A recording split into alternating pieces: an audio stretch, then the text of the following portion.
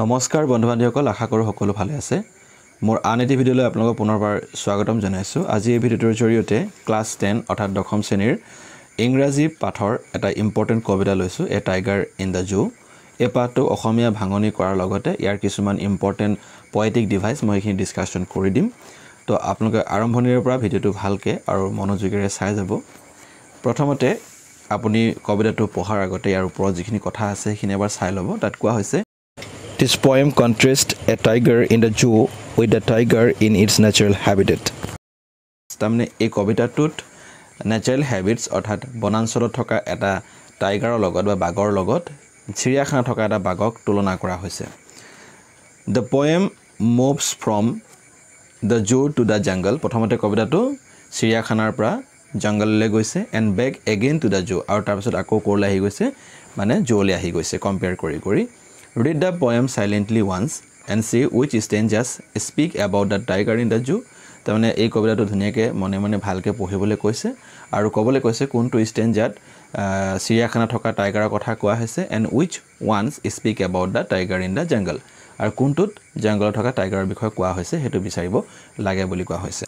ইয়াৰ প্ৰথম যেটো ষ্টেঞ্জা হেতু অলপ ভালকে চাই ল'ব ইয়াত প্ৰথম ষ্টেঞ্জাটো কোৱা হৈছে He stalked in his vivid stripes. Vivid stripes মানে হৈছে বাঘৰ পিঠিত থকা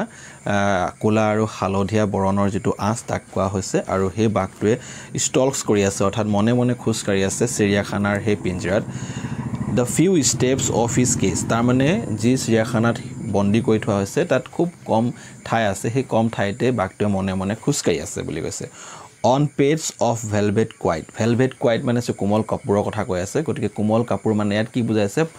পেডস মানে হৈছে এইটো বাগৰ হাতৰ তলুৱাটো কোমল বুলি কয় যে সেই কোমল তলুৱাৰে ই মনে মনে খোজ কাঢ়ি আছে বুলি কৈছে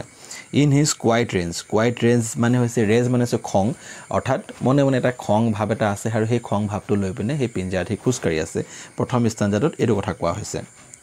নেক্সট দুই নম্বৰটো কি কোৱা হৈছে তানে প্ৰথম ষ্টেঞ্জাটো গম পালো এটো চিৰিয়াখানাত থকা টাইগাৰৰ কথা অথবা বাঘৰ কথা কোৱা হৈছে সেকেন্ড ষ্টেঞ্জাত কোৱা হৈছে he should be lurking in shadow তাৰমানে হি কি কৰি থাকিব লাগিছিল বুলি কৈছে লাৰ্কিং মানে লুকাই থকা আপোনালোকে এটা পিকচাৰ আপলে পাইছে তাতে লাৰ্কিং মানে এনেকে ধৰণে হাবিত লুকাই থকা বুজাব সো লাৰ্কিং ইন শ্যাডো মানে কোনবা গছৰ ছাহত লুকাই থাকিব লাগিছিল বুলি কৈছে স্লাইডিং থ্ৰু লং গ্ৰাছ মানে ভৰি হাত পেলাই পিনে যেতিয়া মনে মনে খোজ কাঢ়ে হেতুকে স্লাইডিং কৰা বুলি কৈছে আৰু হি স্লাইডিং কৰি থাকিব লাগিছিলে দীঘল জুপুহা বনাঞ্চলৰ মাজত বুলি কৈছে নিয়াৰ দা ওয়াটাৰ হোল যত নেকি ওচৰতে হয়তো বিল থাকিব লাগিছিল আৰু সেই বিল থকা ওচৰৰ ঠাইতে হি স্লাইডিং কৰি থাকিব লাগিছিল where plum deer pass plum deer মানে হটেজ হৰিণা চলাবুৰা কৰি থাকে তাতে হি খোজ কাঢ়ি থাকিব লাগিছিল লুকাই থাকিব লাগিছিল এই হৰিণাক শিকাৰ কৰিবৰ কাৰণে এই কথাটো ইয়াত কোৱা হৈছে অৰ্থাৎ জংগলৰ টাইগাৰৰ কথা ইয়াত কোৱা হৈছে সেকেন্ড ষ্টেঞ্জাটোত তাৰ পিছত 3 নম্বৰটো কোৱা হৈছে he should be snarling around houses আৰু হি কি থৈ বলিছিলে snarling মানে হৈছে আপোনালোকে পিকচাৰ দেখা পাইছে snarling মানে গুজৰনি কৰা মানে ডাঙৰ শব্দ ওলোৱা হেতু কথা কৈছে তাৰ মানে হি কি কৈছিলে মানুহৰ ঘৰৰ কাখে কি কৰিব লাগিছিলে গুজৰনি মানে শব্দ উলিয়াব লাগিছিল ডাঙৰ at the jungle edge বুলি কৈছে jungle edge মানে হৈছে কি বনাঞ্চলৰ কিনাৰে থকা ঘৰবোৰৰ কাখে হি কি কৰিব লাগিছিল গুজৰনি দিব লাগিছিল মানুহখিনিক ভয় খুৱাব লাগিছিল হেতু কথা কৈ আছে Baring his white fans baring মানে প্ৰদৰ্শন কৰা দেখুৱা baring his white fans মানে ডাঙৰ দীঘল দাঁত হেৰু কথা কৈছে his claws মানে আছে হাতৰ নখৰ কথা কৈ আছে এইখিনি দেখুৱা হি কি কৰিব লাগিছিল terrorizing the village মানে গোটেই গাঁওক ভয় খুৱাই থাকিব লাগিছিল কিন্তু হি আছে কোট চিৰিয়াখানাত তাৰমানে ইয়াটো এই ষ্টেঞ্জাটো কি কথা কোৱা হৈছে বনাঞ্চল থকা টাইগাৰজনৰ কথা কোৱা হৈছে মানে নেক্সট আকৌ তাৰ পিছৰ যেটো 4 নম্বৰ ষ্টেঞ্জা আছে তাত কি কোৱা হৈছে but his lock in a concrete cell কিন্তু এটা তাক কোড বন্ধি কৰি থোৱা হৈছে কংক্ৰিট সেল পকা বা তাত লোহাৰ পকা ঘৰত বা এটা চিৰিয়াখানা এটা বন্ধ কোঠাত কি কৰি থোৱা হৈছে তাক আবদ্ধ কৰি ৰখা হৈছে বুলি কৈছে his strength behind bars আৰু bars মানে কি লোহৰ মাৰি সেই লোহৰ মাৰিৰ ভিতৰ ফালে তাৰ যেটো শক্তি সেই শক্তিটো নিহিত হৈ আছে আবদ্ধ হৈ আছে বুলি বুজাইছে তাৰমানে হি তাত থাকিলে চিৰিয়াখানাত আবদ্ধ হৈ থাকিলে হি তাকো কাকো একো কৰিব নোৱাৰে গতিকে তাৰ যেটো শক্তি সামৰ্থ্য হেখিনি গুটেখিনি কি কৰি থোৱা হৈছে কৈছে তাতেই লুকাই আছে বুলি ক'ব বিচাৰিছে stalking the length of his cage আৰু সেই কেজত থকা যিমানখিনি দূৰত্ব সি খোজ কাঢ়িব পৰা তাতে মনে মনে সি খোজ কাঢ়ি আছে ইগনৰিং দ্য ভিজিটৰ্ছ আৰু ভিজিটৰ্ছসকল যিসকল ভিজিটৰ্ছ চাবলৈ আহিছে বা যিসকলে পৰ্যটক আহিছে তেওঁলোকক কি কৰিছে ইগনৰ কৰিছে আপুনি ভাবি চাওক সেই পৰ্যটক যদি আজি বনাঞ্চলত থকাহেঁতেন তেওঁলোকক কিন্তু এটেক কৰিলেহেঁতেন সেই বাঘটোৱে কাৰণ আজি বাঘটোৱে সেই এটেক কৰিব পৰা নাই কিয় কাৰণ বাঘটোৰ যিটো সামৰ্থ্যতা যিটো শক্তি সেইটো আবদ্ধ হৈ আছে সেই কংক্ৰিট চেলত গতিকে সেইকাৰণে কি কৰিছে সি ইগনৰ কৰিছে তাৰপিছত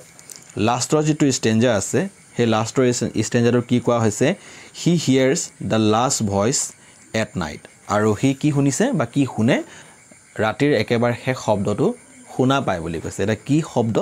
দ্য পেট্ৰলিং কাৰ্ছ মানে চোৱা চিতা কৰিবৰ কাৰণে গাড়ীবোৰ ইফালৰ পৰা ইফালে যায় কোনোবা জীৱ জন্তু ইফালে ইফালে হৈ আছে নেকি সেইবোৰ যেতিয়া চোৱা চিতা কৰিবলৈ যায় সেই কাৰটোকে কথা কৈ আছে পেট্ৰলিং কাৰৰ কথা কৈছে তাকে তাৰ শব্দবোৰ শুনা পায় বুলি কৈছে এই টাইগাৰজনে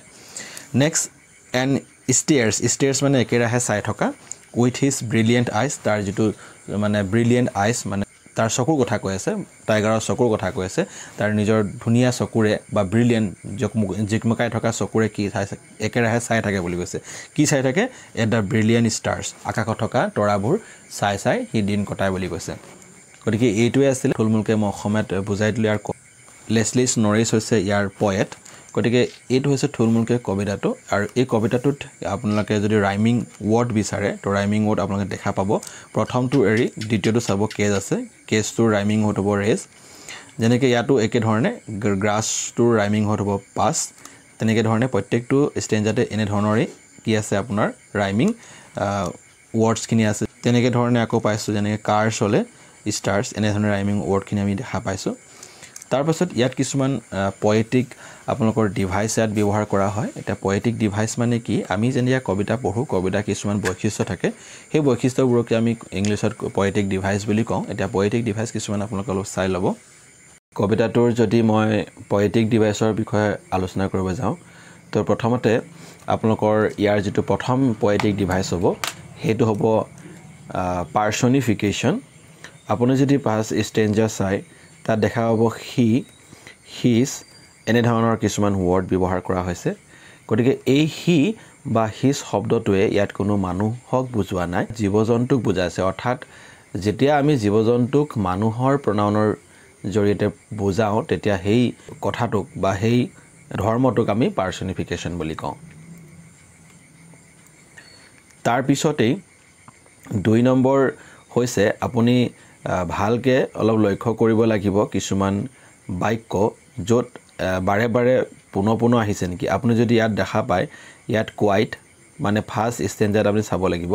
ইয়াত কোৱাইট আৰু ইয়াতো কোৱাইট শব্দটো ব্যৱহাৰ কৰা হৈছে গতিকে কোৱাইট আৰু কোৱাইট বাৰে বাৰে ব্যৱহাৰ কৰা হোৱাৰ কাৰণে ইয়াত পয়েটিক ডিভাইচটোক আমি ৰিপিটেশ্যন বুলি ক'ব পাৰোঁ তো ইয়াৰ পয়েটিক ডিভাইচ হৈছে ৰিপিটেশ্যন 2 নম্বৰ হৈ গ'ল 3 নম্বৰ পয়েটিক ডিভাইচটো এই ফাৰ্ষ্ট ষ্টেঞ্জাটো আপুনি মন কৰিব তাতে কোৱা হৈছে on patch of velvet quiet বাগৰ যিটো পেটছ তাক কিহৰ লগত তুলনা কৰা হৈছে কপাহী কোমল সফ্ট কাপোৰৰ লগত তুলনা কৰা হৈছে কিন্তু তুলনা কৰোঁতে ইয়াত আমাৰ কিছুমান শব্দ তুলনা কৰোঁতে আমি যেনেকৈ লাইক আমি এজ এনেধৰণৰ শব্দবোৰ ব্যৱহাৰ কৰোঁ কিন্তু সেই শব্দবোৰ ইয়াত ব্যৱহাৰ কৰা হোৱা নাই যদি আমি এই ধৰণৰ শব্দবোৰ অৰ্থাৎ এজ বা লাইক এই ধৰণৰ শব্দবোৰ ব্যৱহাৰ নকৰি যদি তুলনা কৰা এটা বাক্য বুজায় তেনে যিটো পয়েটিক ডিভাইচ সেই পয়েটিক ডিভাইচটো কোৱা হয় মেটাফৰা আৰু যদি এজ বা লাইক আদি শব্দৰে যদি ব্যৱহাৰ কৰি যদি পয়েটিক ডিভাইচ ব্যৱহাৰ কৰা হয় তেতিয়াহ'লে বা এজ বা লাইক শব্দৰে যদি তুলনা কৰা হয় তেতিয়াহ'লে তাৰ পয়েটিক ডিভাইচ হ'ব চিমিলি এই কথাখিনি অলপ মনত হ'ব এইটো হৈ গ'ল তাৰপিছতেই আপুনি যদি ছেকেণ্ড ষ্টেঞ্জাত অলপ যদি চাই তাত দেখা পাব যে ছেকেণ্ড ষ্টেঞ্জাত এই ছেকেণ্ড লাইনটোত ইয়াত কমা নাই ইয়াতো কমা নাই তাৰ পিছৰ যিটো ষ্টেঞ্জা তাতো এই প্ৰথম লাইনটোতে কমা নাই তেনেকৈ ধৰণে বাকী যিবোৰ ষ্টেঞ্জা আছে সেই ষ্টেঞ্জাবোৰত আপুনি দেখা পাব যে কমা কিছুমানত নাই যেতিয়াই কমা নাথাকে তেনেধৰণৰ যিটো পয়েটিক ডিভাইচ সেই পয়েটিক ডিভাইচটো কোৱা হয় এনজামমেণ্ট সেইটো মনত থৈ দিব এইটো কোৱা হয় এনজামমেণ্ট তাৰপিছত আপোনালোকে অলপ যদি তললৈ আহে ইয়াত দেখা পাব যে প্লাম ডিয়েৰ প্লাম ডিয়াৰ পাছ ঠিক আছে প্লামৰ আগত পি আছে আৰু পাছৰ আগতো পি আছে একেটা লাইনতে এই পিটো বাৰে বাৰে ইয়াত প্ৰকাশ কৰা হৈছে তেনেকৈ আপুনি আৰু যদি অকমান তললৈ আহে তাতো দেখা পাব যেনেকৈ ইয়াত আছে বিহাইণ্ড বাৰ গতিকে বিহাইণ্ড বাৰছত বিটো বাৰে বাৰে সাউণ্ডটো কি হৈছে মানে ৰিপিট কৰা হৈছে সেই গতিকে ইয়াৰ যিটো পয়েটিক ডিভাইচ সেইটো হ'ব এলিটাৰেশ্যন ঠিক আছে ইয়াৰ পয়েটিক ডিভাইচ কি হ'ব এলিটাৰেশ্যন মনত থৈ দিব তাৰ পিছত আপুনি প্ৰথম ষ্টেঞ্জাৰটোতে এটা বাক্য ইয়াতে এছ এটা আছে ইয়াতো এছ আছে সেকেন্ড আছে হিজ ইয়াতো এছ আছে আৰু ইয়াতো এছ আছে তাৰমানে ইয়াত বাৰে বাৰে এছ আহি আছে আৰু এছ সাউণ্ডটো ইয়াত কি হৈ আছে পাৰ্মানেণ্ট হৈছে গতিকে তেনে ক্ষেত্ৰত আপুনি যেহেতু গম পায় এছটো কি হয় আমাৰ কনসনেন্ট হয় কনসনেন্টৰ যেতিয়া সাউণ্ডটো বাৰে বাৰে পাৰ্মানেণ্ট হৈ থাকে তেতিয়া আমি পয়েটিক ডিভাইচ ইউজ কৰোঁ কনসনেন্স সেইটো মনত থৈ দিব কনসনেন্স আমি ইউজ কৰোঁ ঠিক একে ধৰণে যদি আপুনি আৰু এটা কথা যদি ইয়াত মন কৰে যেনেকৈ আমি কনসনেন্টটো যদি বাৰে বাৰে সাউণ্ড হৈ থাকে মানে পাৰ্মানেণ্ট হৈ থাকে সাউণ্ডটো তেতিয়া আমি কি বুলি কৈছিলোঁ তাক কনসনেন্স বুলি কৈছিলোঁ কিন্তু যেতিয়া ভাৱেলটো যদি বাৰে বাৰে ৰিপিট হৈ থাকে আপুনি এই ষ্টেঞ্জাৰটো মন কৰক ইয়াতে ও যেটো শব্দ আছে যেটো ভাৱেল আছে সেইটো বাৰে বাৰে ৰিপিট হৈ আছে তেতিয়া তাৰ যেটো পয়েটিক ডিভাইচ হ'ব সেইটো হৈছে এছনেন্স আপোনালোকে এটো ক্লিয়াৰলি নোট ডাউন কৰি থৈ দিব বা মনত থৈ দিব কিছুমান পয়েটিক ডিভাইচ আমি লক্ষ্য কৰিলোঁ গতিকে আপোনালোকে যদি ভিডিওটো ভাল পাইছে লাইক শেয়াৰ কমেন্ট কৰি দিও ভিডিওটো সম্পূৰ্ণ হিচাপে অশেষ ধন্যবাদ থ্যাংক ইউ ফৰ ওয়াচিং